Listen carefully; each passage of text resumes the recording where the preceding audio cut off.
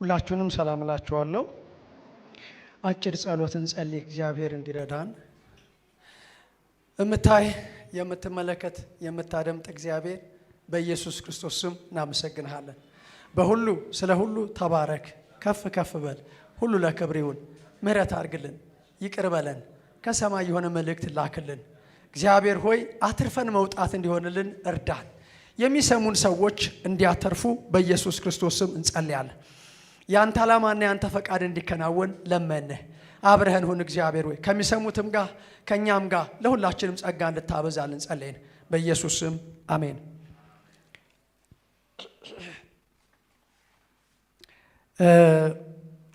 ስዕሉን ያሳየናል። ዛሬ የምናየውን ወደ ኋላ ኃጢአተኛ ልብ ውስጥ ምን እንዳለ አይተናል። ወደዛ እንመለስም።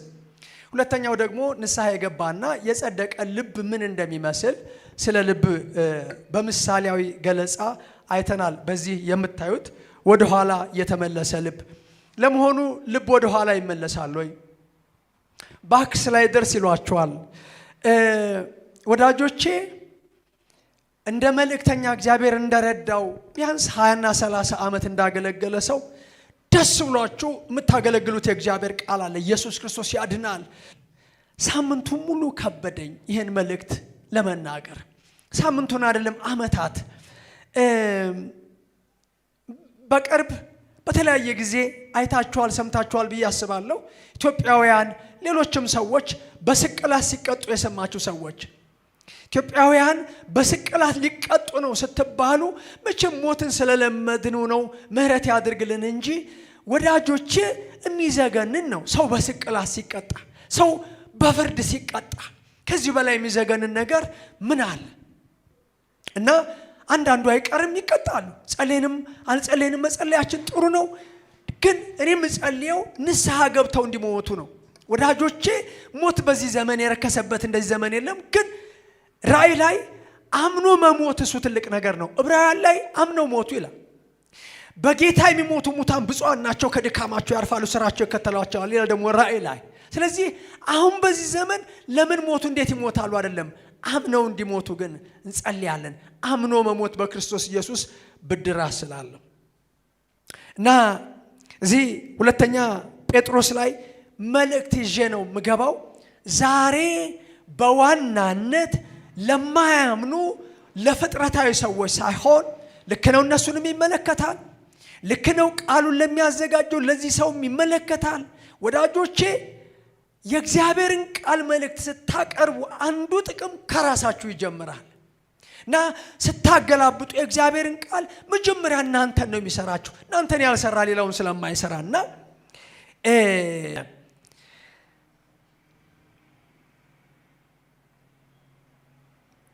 ነገር ግን ሐሰተኞች ነቢያት ደግሞ በሕዝቡ መካከል ነበሩ፣ እንዲሁም በመካከላችሁ ደግሞ ሐሰተኞች አስተማሪዎች ይሆናሉ።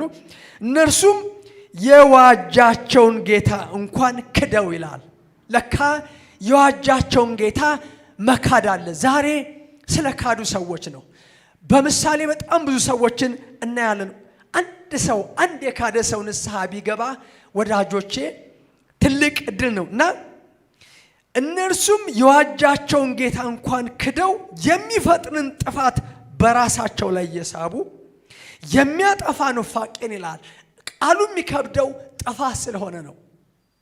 እዛው 2:20 ላይ እንዲህ ይላል፣ በጌታችንና በመድኃኒታችን በኢየሱስ ክርስቶስ እውቀት ከዓለም ርኩሰት ካመለጡ በኋላ ከምን ከዓለም ርኩሰት ካመለጡ በኋላ ዳግመኛ በእርሷ ተጠላልፈው የተሸነፉ ቢሆኑ ከፊተኛው ኑሯቸው ይልቅ የኋለኛው የባሰ ሆኖባቸዋል። በስሙኝ፣ አውቀዋት ከተሰጣቸው ከቅድስት ትእዛዝ ኪመለሱ የጽድቅን መንገድ ባላወቁ በተሻላቸው ነበር ይላል መጽሐፍ ቅዱስ። ስለ ሁለት ስለተሻሉ ነገሮች ይናገራል። አንደኛው ባይወለዱ ይሻላቸው። ታቱን ይመለሳል። ደግሞ የታጠበች እሪያ በጭቃ ለመንከባለል ትመለሳለች እንደሚባል እውነተኛ ምሳሌ ሆኖባቸዋል ይላል። ዕብራውያን 6 ላይም ፈጠን ብዬ ላንብበው። አንድ ጊዜ ብርሃን የበራላቸውን ለካ ሰው ብርሃን ከበራለት በኋላ ይመለሳል። ሰማያዊንም ስጦታ የቀመሱትን ከመንፈስ ቅዱስም ተካፋዮች ሆነ የነበሩትን መልካሙንም የእግዚአብሔርን ቃል ሊመጣ ያለውን የዓለም ኃይል የቀመሱትን በኋላም የካዱትን እንደገና ለንስሐ እነርሱ ማድረስ የማይቻል ነው። ለራሳቸው የእግዚአብሔር ልጅ ይሰቅሉታል፣ ያዋርዱትማል። ብዙ ጊዜ በእርሷ ላይ የሚወርደውን ዝናብ የምትጠጣ መሬት፣ ለሚያርሷትም ደግሞ የምትጠቅምን አትክልት የምታበቅል ከእግዚአብሔር በረከትን ታገኛለች። እሾህና ኩርንችትን ግን ብታበቅል የተጣለች ናት፣ ለመረገም ቀርባለች፣ መጨረሻዋም መቃጠል ነው። ከመቃጠል እግዚአብሔር ያድነን። አሁን መልእክቴ ከመቃጠል እንድትድኑ ነው። ወዳጆቼ ሰው በተለያየ መንገድ ይክዳል። ከማንበቤ በፊት ቶሎ አንብቤ ጨርሳለሁ፣ ከዛ ንስሐ እንገባለን። ሰው በመከራ እግዚአብሔርን ይክዳል። ጴጥሮስ ጥሩ ምሳሌ ነው። ጌታ ኢየሱስ ራሱ ስለሚያውቅ ዶሮ ሳይጮህ 3 ጊዜ ትክደኛለህ ሲለው ይፎክራል።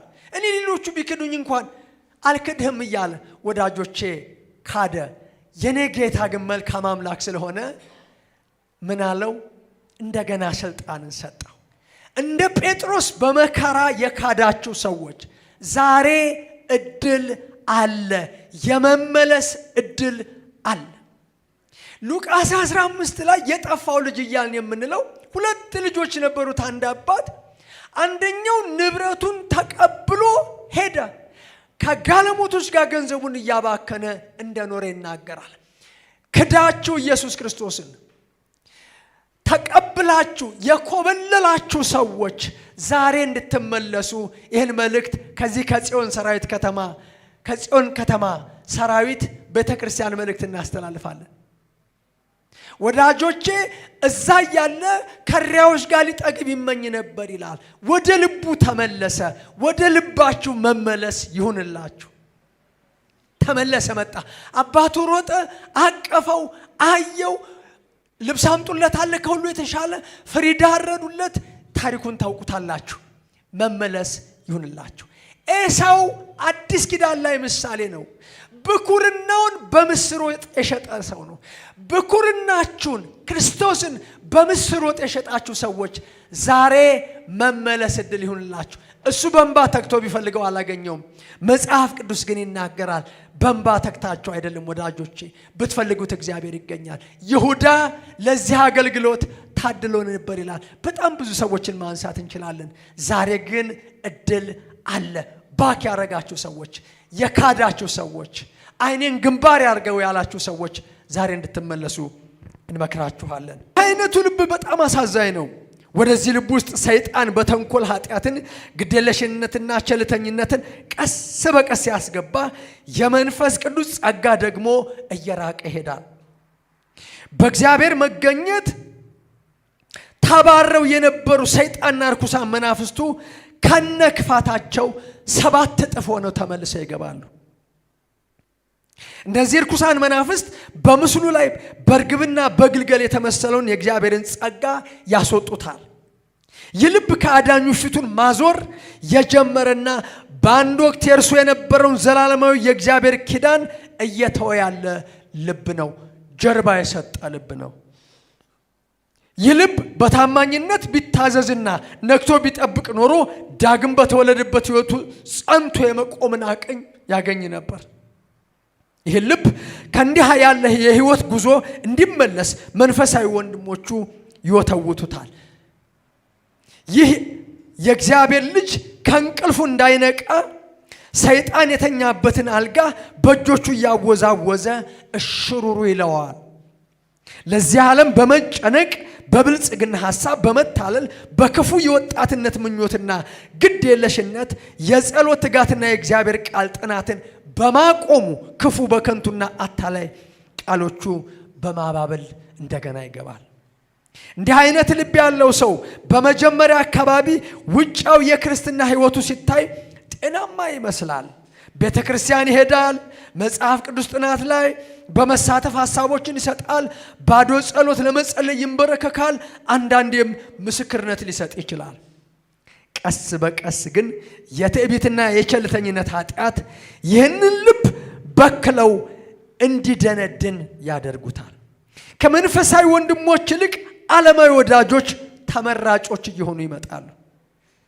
አማልና ስርዓት አልባ ንግግሮችና ቀልዶች እየተዘወተሩ ይመጣሉ። በአንድ ወቅት ንጹሕ የነበረ ሕሊና አሁን ባዶ ሆኖ ስለሚደነዝዝ የወቀሳ ድምፁን በቀላሉ ለመስማት አዳጋች እየሆነ ይመጣል። ስለዚህም በኃጢአት ይበልጥ ለመደሰት ቀላል ይሆንለታል። ምሬት በቅናት ተነሳስቶ ሌሎችን መጥላት፣ ሰዎችን መበደልና ይቅርታ ያለማድረግ ኃጢአት መልሰው ይህን ልብ ሲቆጣጠሩ ግለሰቡ በትዕቢት መንፈስ ተጽዕኖ ውስጥ ለመውደቁ ማስረጃ ናቸው።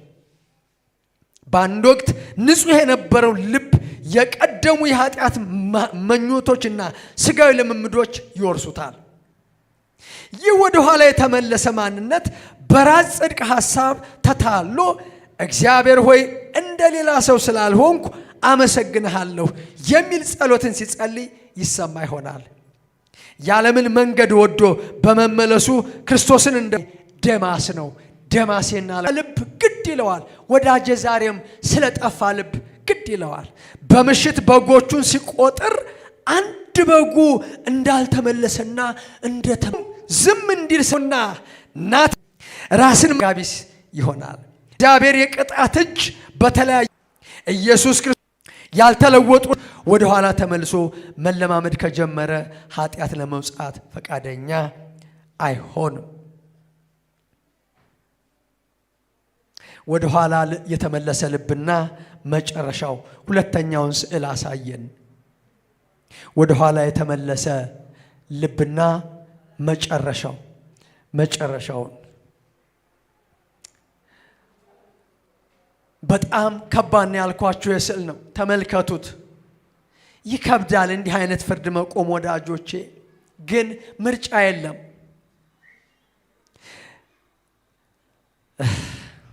ከዚህ እግዚአብሔር ያድነን። ድል ነሽው ልብ ወደ ቤቱ ሲመለስ ሶስተኛውን አሳየን። ሶስተኛውን ድል ነሽውን ልብ አሳየን።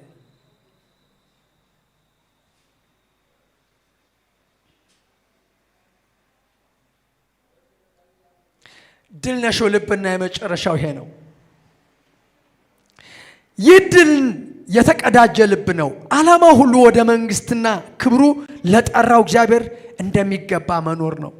አንደኛ ተሰሎንቄ 2:12 ይህ የእግዚአብሔር ልጅ ሕይወትን የመለወጥ ኃይል ባለው አዲስ ልደት ዘወትር በሕይወቱ ሸክም የሚሆንበትን ቶሎም የሚከበውን ኃጢአት እያስወገደ የእምነቱ ራስና ፈጻሚ የሆነውን ኢየሱስን እየተመለከተ በፊቱ ያለውን ሩጫ በትዕግስት ይሮጣል።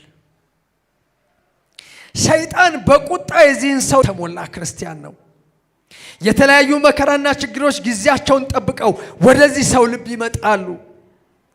ወዳጄ ሰይጣን ተስፋ አይቆርጥም። ሁለት የሰይጣን ትልልቅ ተግባሮች አሉት። አንደኛው ትልቁ ተግባሩ ሰዎች ወደ መንግስተ ሰማይ እንዳይገቡ መታገል ነው። ያለ የሌለ ኃይሉን አሟጦ መዋጋት ነው። ሁለት ሔዋን እንዳስወጣ ይጥራል፣ ግን አይሳካለትም። ድል ነሽ ልብ የተለያዩ መከራና ችግሮች ጊዜያቸውን ጠብቀው ወጀሮቹ ጥላቻና ተቀባይነትን ማጣት እንዲሁም ከቅርብ ወዳጆቹ እንኳን ሳይቀር ስደት ተነስቶበት በብዙ መከራ ውስጥ ሊያልፍ ይችላል። አንዳንድ ጊዜ የክርስቶስን መስቀልና መከራውን ከላዩ አውርዶ የመጣል ሐሳብ ሊዋጋው ይችላል። የምን መከራ ነው ሊያስብለው ይመጣሉ። ምቾትን የሚወደው ስጋም የነጻነት ጥያቄውን ያሰማል። ስጋ ነጻነት ይወዳል። ሰይጣን ይህ ልብ አምልጦ የወጣበትን እስራት ረስቶ በምኞትና በኃጢአት ተሞልቶ የነበረውን የቀድሞ ሕይወቱን ዞር ብሎ እንዲመለከት ግብዣ ያቀርብለታል። የምናሸንፍበት ግን የመንፈስ ቅዱስ ኃይል ተሰጥቶናል። መንፈስ ቅዱስ ግን ማንም በእጁ እርፍ ይዞ ወደ ኋላ የሚመለከት ለእግዚአብሔር መንግስት የተገባ አይደለም በማለት ማስጠንቀቁን ይቀጥላል። እርፍ ይዘህ ወደ ኋላ አትወዳጄ። እረኛው ይህን ልብ ከበጎቹ እንደ አንዱ በለመለመ መስክና በረፍቱ ዘንድ ይመራዋል። ይህ ልብ በተለያዩ መከራዎችና ስቃዮች ሲከበብ ወደዚህ የረፍት ቦታ በረኛው እየተመራ ብዙ ጊዜ የነፍስ መመለስ ይሆንለታል። በጠላቶቹ ፊት ለፊት የተዘጋጀለት ገበታ ጠላቶቹን እንዲወድና በክፉ ለሚያሳድዱት እንኳን እንዲጸልይላቸው ያስችለው። ይህ ልብ የተቀበለውን የዘላለም ሕይወት ለምንም አይነት ድርድር የማያቀርብና የመጨረሻው ምኞቱ ኢየሱስን ማየት ብቻ የሚሆን ልብ ይሆናል። ታማኝ ልጁን ነፍስ ተቀብለው እንዲያመጡ መላእክቱን ይልካል። ሐዋርያው ዮሐንስ ፍጥሞ በተባለች ደሴት ላይ በነበረበት ወቅት በተቀበለው ራእይ ውስጥ አንድ እንኳን ሊቆጥራቸው የማይችል ከሕዝብና ከወገን ከነገድ ከቋንቋም ሁሉ እጅግ ብዙ ሰዎች ነበሩ። ነጭ ልብስም ለብሰው የዘንባባ ዝንጣፊዎች በእጆቻቸው ይዘው በታላቅ ድምፅ እየጮኹ በዙፋኑ ላይ ለተቀመጠው ለአምላካችንና ለበጉ ማዳን ነው ሲሉ አይቷል። እንዲሁም እነዚህ ከታላቁ መከራ የመጡ ናቸው። ልብሳቸውን አጥበው በበጉ ደም አነጹ። ከእንግዲህ ወዲህ አይራቡም፣ ከእንግዲህ ወዲህ አይጠሙም፣ በጉ እረኛቸው ይሆናልና እግዚአብሔርም እንባዎቻቸውን ሁሉ ከዓይናቸው ያብሳል ተብሎ ተነግሮልናል። ከዚህ የተሻለ ሕይወት ምን ይገኛል ወዳጄ? መንግሥተ ሰማይ አጓጊ አይደለችምን? የምንወዳቸውስ በከበረው ደጆች ላይ እየጠበቁን አይደለምን? አንተስ ዮሐንስ በራእይ ካያቸው ሕዝቦች መካከል ለመገኘት አትመኝምን? ኢየሱስ እስካሁን በልብ ደጅ ቆሞ እያንኳኳ አይደለምን? እነሆ በደጅ ቆሜ አንኳኳለሁ።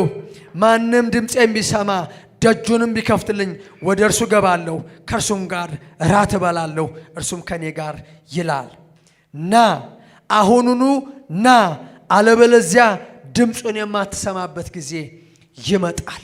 እንደ ጴጥሮስ በመከራ ምክንያት የካዳችሁ፣ እንደ ኮበለለው ልጅ የጠፋችሁ፣ እንደ ዴማስ ዓለምን ወዳችሁ ሄዳችሁ፣ እንደ ይሁዳ በ30 ብር ጌታን የሸጣችሁ በተለያዩ ስላይደሮች ወዳጆቼ ኃጢአተኛውን እኔን ማረኝ ብትሉ ዛሬ መመለስ ይሆንላችኋል። ቃሉ የተስፋ ቃል ስለሆነ አጭር ጸሎት ከኔ ጋር እንጸልያለን። እግዚአብሔር ሆይ ስለሰማሁት ቃል አመሰግንሃለሁ። ልክ ነው፣ ኮብልያለሁ፣ ከእግዚአብሔር ቤት ጠፍቻለሁ። ይቅር በለኝ። ዛሬ ወደ ልቤ እመለሳለሁ። አባቴንም ይቅር በለኝ እለዋለሁ። አባቴም ይቅር ይለኛል። ከሁሉ የተሻለ ልብስ ያለብሰኛል። ፍሪዳ ያርድልኛል። እመለሳለሁ። ይቅር ስላልከኝ አመሰግንሃለሁ። ጥሪ ስለመጣልኝ፣ እድል ስለሰጠኸኝ አመሰግንሃለሁ በኢየሱስ ክርስቶስ ስም። እናንተ ዛሬ መመለስ የሆነላችሁ ሰዎች ወደ ቀድሞ ቤተ ክርስቲያናችሁ ሂዱ። እግዚአብሔር ከተቀበላችሁ ሰዎች ይቀበሏችኋል። እግዚአብሔር ከእናንተ ጋር ይሁን። አመሰግናለሁ።